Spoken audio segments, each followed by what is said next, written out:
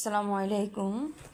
আমরা যারা গর্ভবতী তাদের রাতে অনেক চুলকানি, দিনে চুলকানি, ঘুমাতে পারছি না, পুরাটা শরীর অ্যালার্জি ভরপুর। কারণ অনেক ফোস্কা ফুটে, অনেক সময় ধাদের মতন হয়, অনেক সময় ঘামাচির মতন হয়। কিছুতেই লোরিক্স ইউজ করি, ভালো হচ্ছে না। টেট্রাসল, লোরিক্স তো সপ্তাহে একদিন ইউজ করতে হয়, তারপরে দিতে হয় তোমার টেট্রাসল ইউজ করছি, ঠান্ডা ধরে যায়, ঠান্ডা হলে তারপরে জ্বর চলে আসে।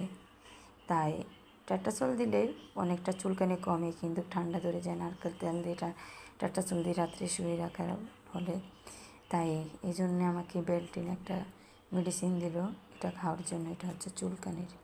তোমরা এটা খেতে পারো যাদের কনসিভ হয়েছ।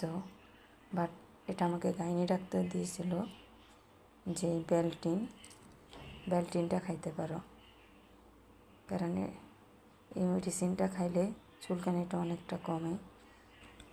কারণ এটা একটা প্রেগনেন্সি যাদের অতিরিক্ত চুলকানি তাদের জন্য এটা দিছিল বেলটিন।